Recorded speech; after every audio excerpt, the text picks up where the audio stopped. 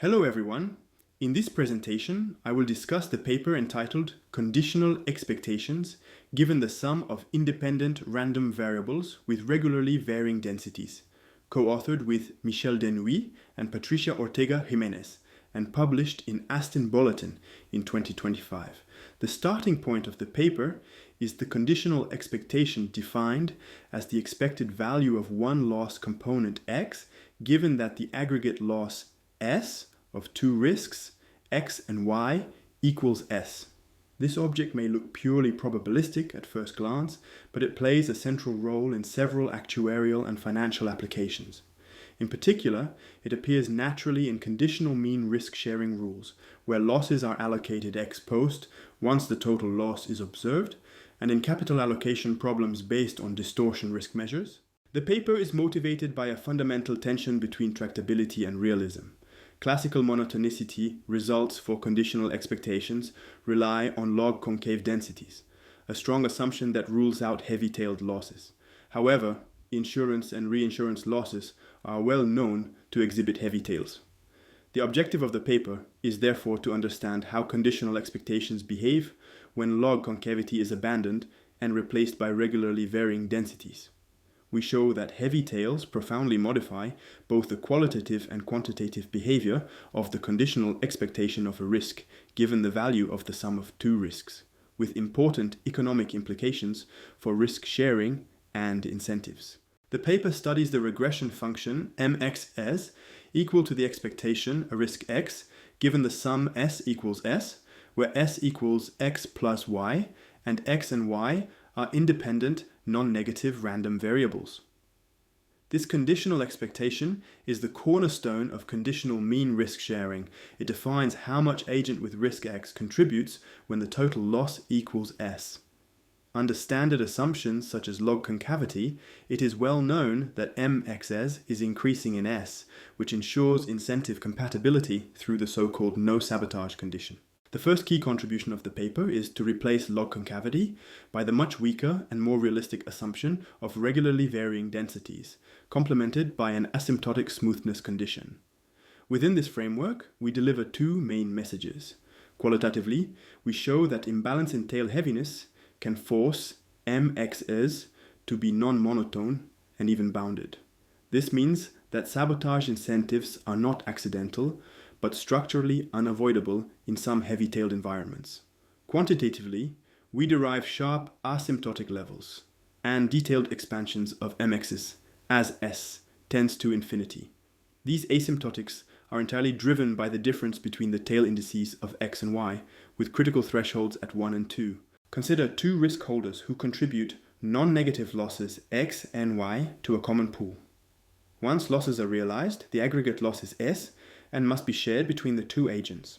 Under the conditional mean rule, the contribution of agent with risk x is mxs, while that of agent with risk y is mys.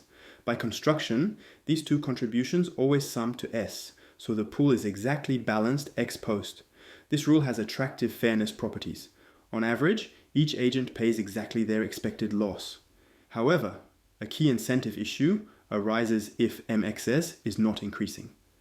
If there exists a range of s over which mxs decreases, an agent with loss x may benefit from inflating the declared total loss, because doing so reduces their allocated contribution. This violates the no sabotage condition, which is crucial for the credibility of ex post risk sharing mechanisms. In classical models, monotonicity is guaranteed by log concavity. In heavy-tailed insurance contexts, however, log concavity is typically violated. The paper therefore seeks to understand whether non-monotonicity is an exception or an intrinsic feature of heavy-tailed risk sharing. The same conditional expectation also arises naturally in capital allocation. Consider a firm with two lines of business with losses x and y and total loss s. Under distortion-based risk measures, the aggregate capital requirement can be written as an expectation of s weighted by a distortion function AKH(s). A natural allocation assigns kx and ky, so the capital is fully allocated.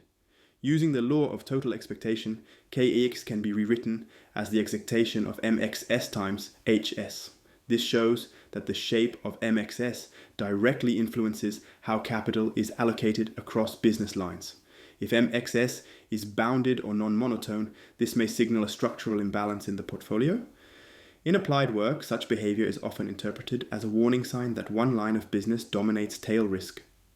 From this perspective, understanding the asymptotic behavior of MXS is not only a theoretical question, but also a practical diagnostic tool for risk management and capital allocation.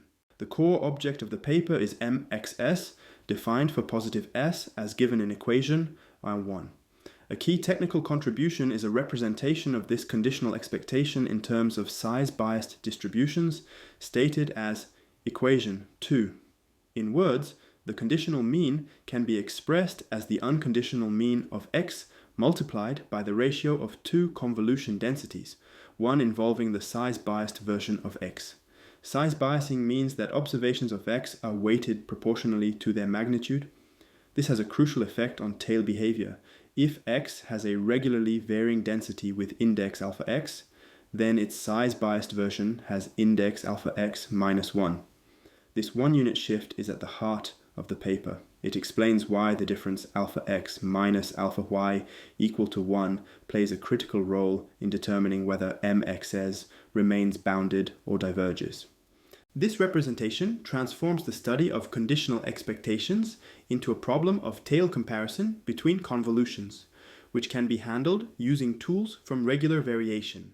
To model heavy tails, the paper assumes that the densities of x and y are regularly varying. A density is regularly varying with index alpha if it behaves asymptotically like x to the power minus alpha, multiplied by a slowly varying function. This class includes many actuarial models used in practice, such as Pareto-type distributions. A key property of regularly varying densities is convolution stability. Asymptotically, the tail of the sum behaves like the tail of the heavier component. This gives first-order dominance results.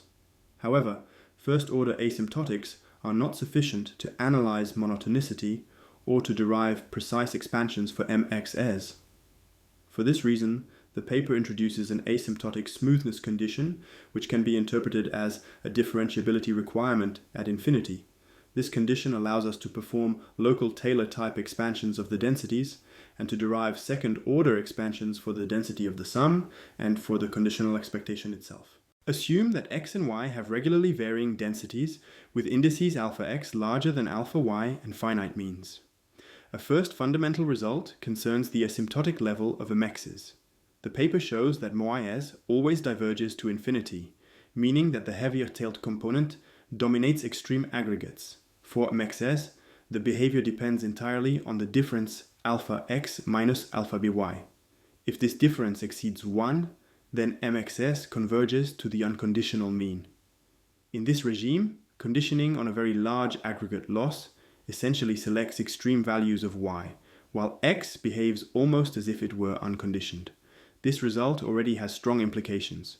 Since mx0 equals 0, and the limit is finite, MXS cannot be globally increasing. Therefore, some decreasing region must exist, implying unavoidable sabotage incentives. The figure displayed on this slide provides a numerical illustration of the regime where alpha x is larger than alpha y plus 1. The solid curve represents MXS, while the dashed horizontal line corresponds to the expectation of x. We observe that MXS initially increases for small values of s, reflecting diversification effects when both losses are moderate. As s increases, MXS reaches a maximum and then starts decreasing, eventually converging toward its asymptotic level, the expectation of x. This behavior is not model-specific but structurally imposed by tail imbalance. Large values of the aggregate loss are increasingly driven by y alone, so the contribution of x becomes essentially fixed. This figure makes the economic message very clear. In such heavy-tailed environments, non-monotonicity is not a pathology but an unavoidable structural feature. The paper recalls a derivative identity for MXS, given as equation 3 in the slides. This identity expresses the derivative of the conditional mean as an expectation involving differences of losses and differences of score functions. The sign of the derivative is therefore directly linked to the monotonicity of the score function of y. If the density of y is log-concave, the score function is decreasing, which ensures that MXS is increasing. This explains why log concavity plays such a central role in classical results. For regularly varying densities, however, the score function behaves asymptotically, like minus the tail index divided by x. This behavior does not satisfy the required monotonicity conditions.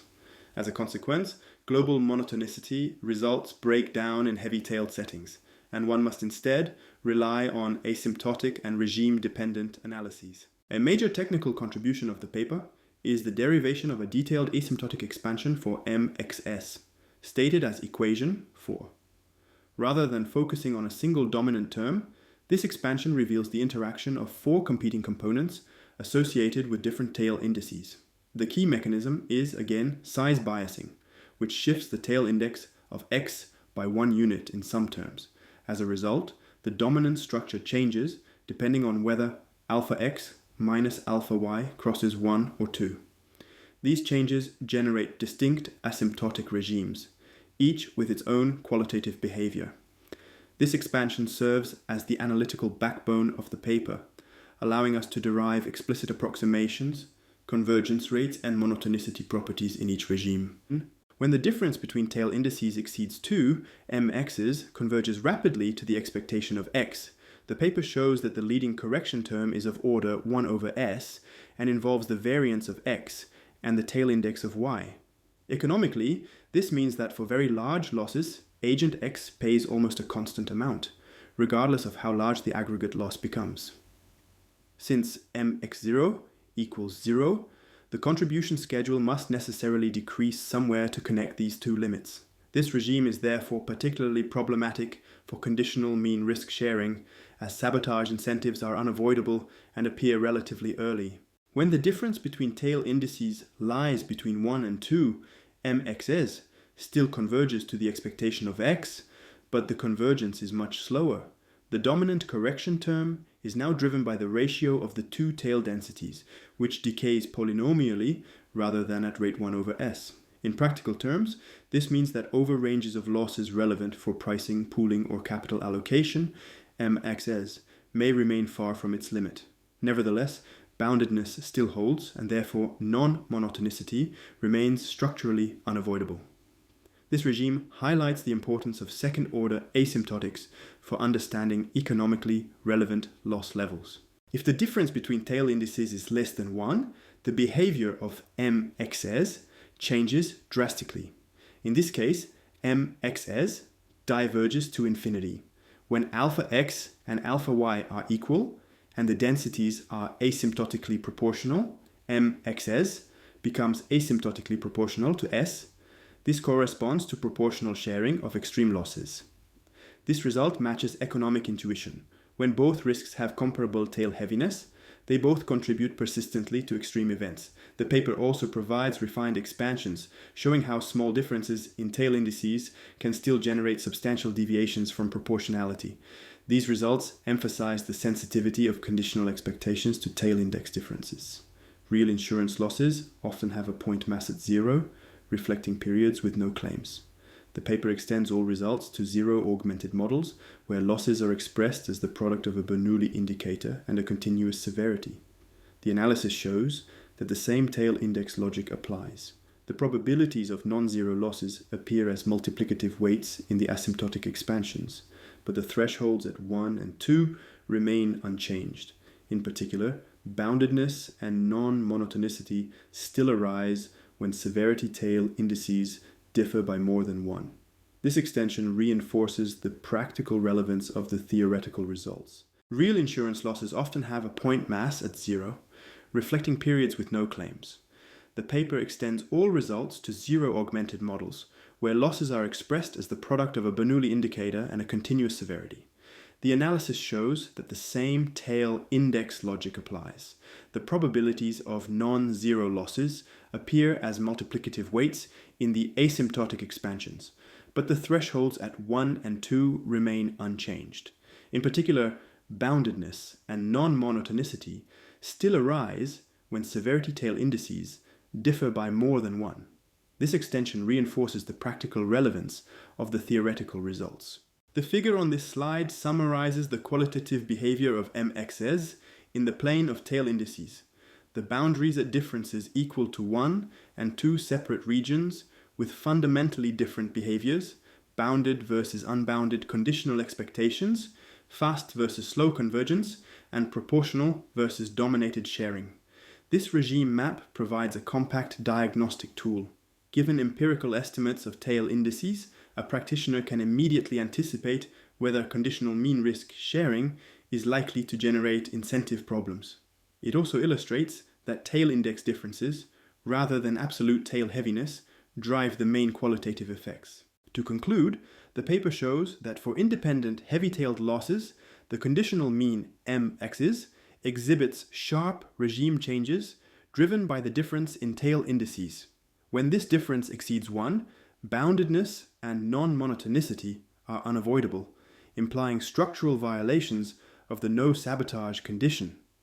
Methodologically, the combination of size-biased representations and asymptotic smoothness yields explicit first and second order expansions that go far beyond log-concavity-based approaches. From an applied perspective, these results provide quantitative diagnostics for risk sharing and capital allocation.